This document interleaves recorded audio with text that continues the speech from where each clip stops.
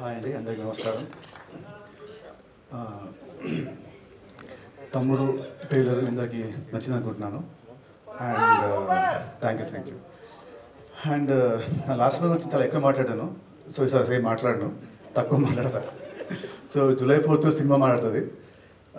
So cinema పక్కన పెడితే I want talk about the team and the technicians. ముందుగా మా కెప్టెన్ ఆఫ్ ద షిప్ మా వేణు శ్రీరామ్ గారు, మా అందరికంటే కూడా తను చాలా కష్టపడ్డాడు. అంటే సినిమా అంతా షార్ట్ ఇన్ ఫారెస్ట్ వాళ్ళు మొత్తం అంతా. సో ఆ పర్సనాలిటీ వేసుకొని దుంకుతూ కింద పడుతూ లేస్తూ చాలా కష్టపడ్డాడు నాకంటే కూడా. So thank you darling, thank you very much. And next Laya garu, welcome back to Telugu cinema. మీరు లేకుంటే సినిమా లేదు, you are the soul of the film. So thank you so much for being part of this film.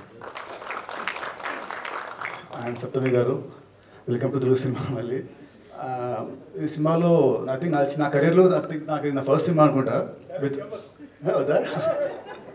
Okay sir July 4 చూసుకుంటారు. So all the best. I hope you achieve much success in this industry. And next Sasika, దీన్ని చూడడానికి ఇలా ఉంటుంది. సినిమాలో అయితే అసలు ఈ కాంటిన్యూ like మీరు అసలు గుర్తుపట్టలేరు, అంతే డేంజరస్గా అంత వైలెంట్గా ఉంటుంది తన క్యారెక్టర్ సినిమాలో. But is very soft heart person.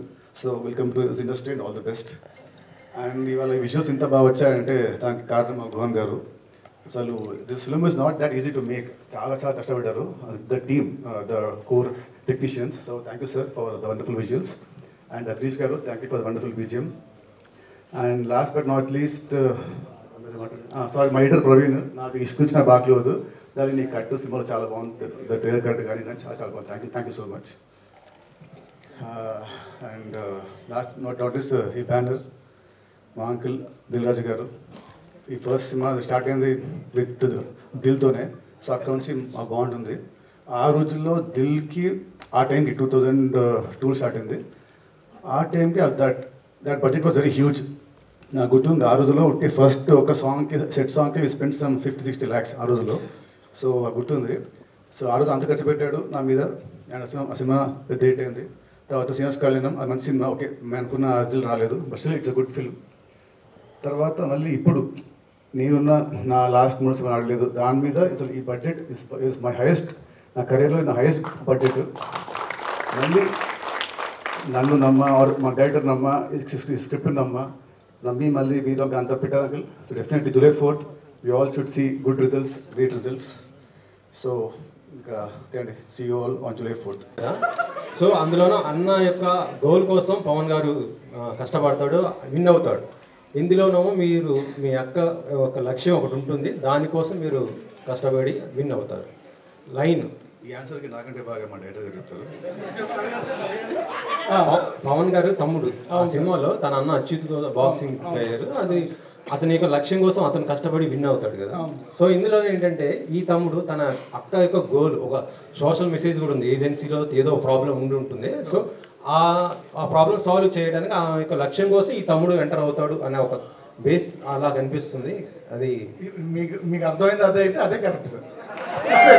మీకు అదే ట్రైలర్ అదే అర్థమైందంటే అదే కాదు. కాదు, సంక్రాంతికి వస్తున్నాం, గిఫ్ట్లు ఇచ్చాము, తమ్ముడు స్టోరీ కూడా మారి ట్రైలర్ చూసి ఇంకొక చెప్పారు. మీ తమ్ముడు కథ కరెక్ట్ చెప్పిన వాళ్ళకి మళ్ళీ గిఫ్ట్. రాజుగారు అయితే యాక్చువల్లీ మీ స్టోరీస్ మొత్తం కూడా లేడీ పాయింట్ ఆఫ్ వ్యూస్లో వస్తున్నాయి. అంటే వకీల్ సాబ్ చూసినా అందులో లేడీస్ ప్రాబ్లమ్స్, దాని నుంచి ఎంసీఏ వదిన భూమిక, ఇందులో లయ గారి క్యారెక్టర్. ఓ మై ఫ్రెండ్ కూడా అదే. ఎందుకని అంటే అన్ని సార్ ఒక్కొక్కరికి ఒక సిగ్నేచర్ ఉంటుంది, ఒక ఎమోషన్ ఉంటుంది సార్.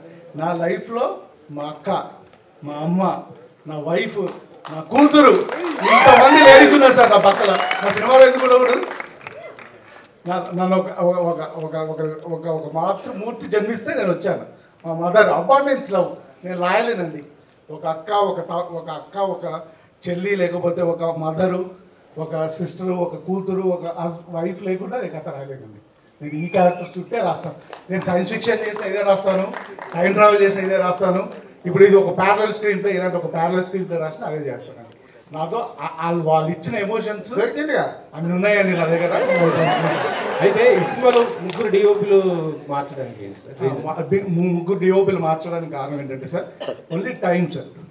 నేను ఏంటంటే అనుకున్న టైంకి స్టార్ట్ చేసి అనుకున్న టైం కంప్లీట్ చేయకపోవడం వల్ల ముగ్గురు డిఓపిస్ మాట్లాడతారు. అదే క్వశ్చన్ ఆ సినిమా గురించి దాంట్లో ఉన్నది నువ్వు డైరెక్ట్లు ఎవరు చేశారు అవన్నీ